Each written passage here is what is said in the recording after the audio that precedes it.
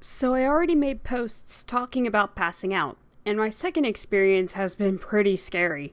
Today in this video, I'm going to be talking more about these experiences, as well as list out the causes of these incidents and what you can do to prevent it. That is, if it ever happens to you. Before I begin, I want to say that this video is for informative purposes. It's not meant to self-diagnose anyone who may have these symptoms. I felt I needed to keep you all aware of what went down. If you feel uncomfortable with this sort of thing, I advise clicking off now. Viewer discretion is advised. Hello everyone, this is the Apple Lady coming to you with a video regarding my current situation. As some of you weren't aware already, I had suffered at least 2 syncope episodes this year, and it was horrifying. One at home and one at work. The second episode was scary, and it was at work, so it made it 10 times more anxiety-inducing than it already was. At home during the first experience, which was in May, I had feelings of nausea and felt I needed to lay down. But as soon as I went to get some water, I froze for a few seconds and hit the floor hard, blacking out in the process. My brothers were nearby to come help me up, and my grandparents took my blood pressure to see if there was anything abnormal. During the blackout, the color to my face was drained and my head started to hurt like crazy. My mother then made an appointment and I was told that I had what was called a syncope and needed to fix some things, like my eating habits, considering what we also found out that I was borderline diabetic as well. My second experience was clearly unexpected. I thought it wouldn't happen again and that it would be a normal work day. Boy, was I wrong. I was assisting a customer at the time and felt nauseous once again, with something in the back of my mind telling me I was going to pass out. As soon as I was about to sit down, I blacked out. Turns out my blood pressure was dangerously low and I needed something in my system. A lady went out of her way to get me some chocolate and I started coming to within a few seconds.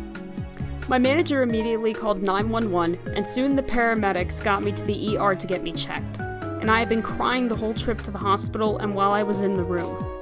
The bump I had on my head, according to one of the people there, was the size of a baseball and hurt like a bitch.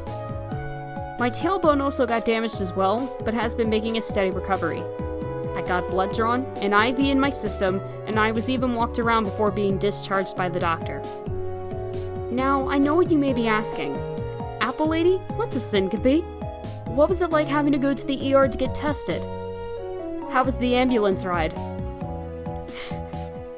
Okay, maybe the third one is unlikely to be asked, but allow me to explain what a syncope is first. A syncope is more of a medical term for passing out. In other words, a temporary loss of consciousness caused by a fall in blood pressure. The causes for this include dehydration, intense emotional stress, fear, pain, anxiety, and use of drugs, to name a few at least.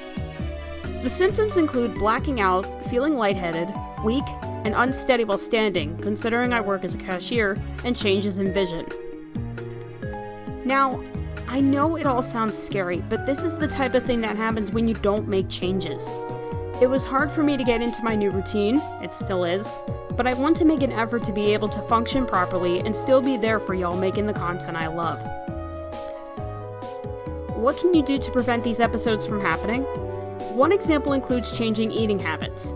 The cause behind my episodes was lack of protein and vitamin D, which were vital for my body.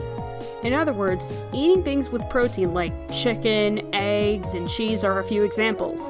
It's always important to remain calm during a fainting incident too. Be sure to take even breaths if you feel like you'll faint. And make sure you drink water. Water is one of the things that regulates blood flow and will keep you hydrated. It's always important to have some on you in situations like that, so make a note to drink at least 4 to 6 glasses of water to keep you full. That way you'll be able to stay on your feet longer and won't dry out.